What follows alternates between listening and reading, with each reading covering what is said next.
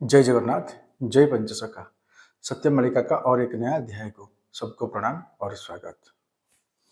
पिछले अध्याय में हम सत्संग में विचार रखे थे भगवान कल्की देव और प्रभु जगत के नाथ जगन्नाथ बलभद्र माँ सुभद्र का साथ ये रेलवे का क्या संपर्क था, और आज पुनर्विचार करेंगे।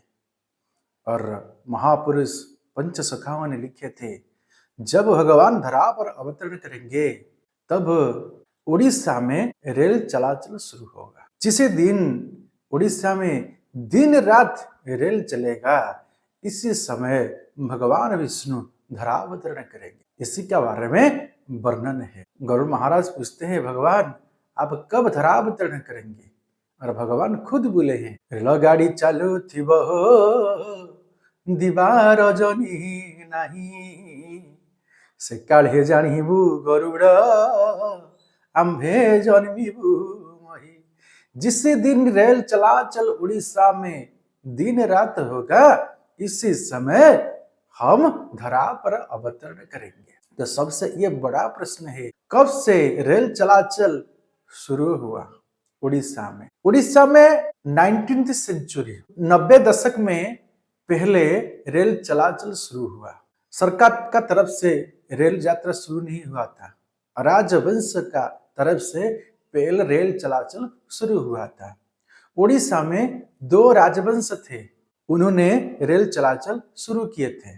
पहले पारलाखेमुंडी लाइट रेलवे और उसका बाद मयूरभंज स्टेट रेलवे का उद्घाटन पहले उड़ीसा में। पारलाखेमुंडी लाइट रेलवे कहाँ पे है और कैसा ये पहले स्टार्ट हुआ? उड़ीसा का नुआपड़ा से, जो उड़ीसा का नुआपड़ा में पारलाखेमुंडी का राजा थे गौर चंद्र गजपति महाराज। और पहले वो साउथ उड़ीसा, दक्षिण उड़ीसा में वो रेल चलाचल शुरू करने के लिए पहले प्रस्ताव आगत किए। और उसी समय ब्रिटिश का साथ उनका संपर्क बहुत अच्छा था। इसी समय गौरचंद्र गजपति महाराज पहले ये प्रस्ताव दिए कि रेल चलाचल करने के लिए एक तो एस्टिमेट किए, और 1896 में ये प्रस्ताव आगत किए। उनको 13 महीना लगा पहले उसको सर्वे करने के लिए, और बाद में नुआपड़ा से पारलाखेमुंडी तक 40 किलोमीटर का रेल पथ बनाया गया। और 1899 दिसंबर 23 तारीख को पहले रेल चलाचल शुरू हुआ। 6x2 गज जो स्टैंडर्ड गेज था, इसी समय इसी गेज में रेल शुरू किया गया है।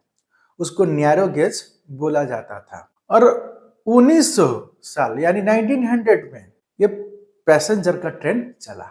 उसका बाद जो राजवंश थे मयूरभंज स्टेट रेलवे, मयूरभंज में क्या हुआ? मयूरभंज का राजा थे श्री रामचंद्र भंजदेव।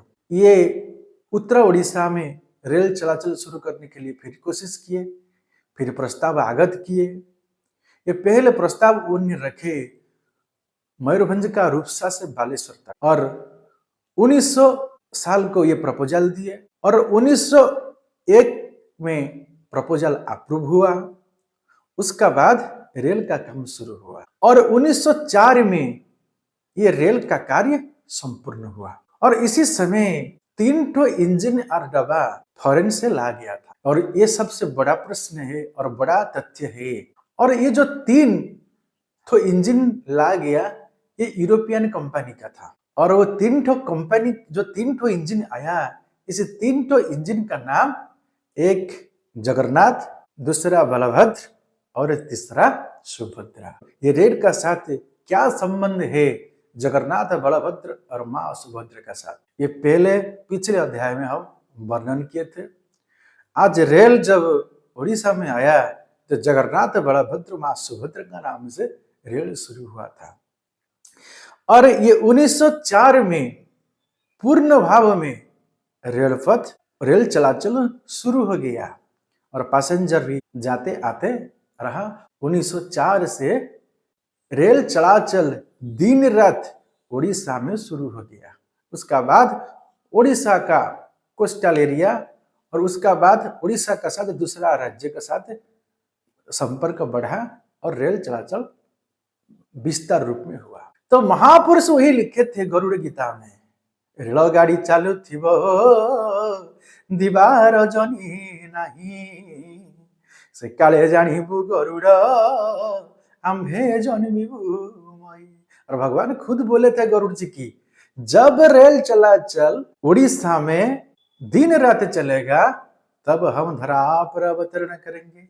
तो 1904 मसीहा में, 1904 साल में पूर्ण रूप में रेल चलाचल उड़ीसा में हुआ और दिन रात चला। तब 1904 में क्या भगवान अवतरण हुए हैं? तो उनका नाम क्या है? शास्त्र में उनका नाम पर क्या विचार किया है? क्या वो भगवान कल की जब जन्म हुए हैं?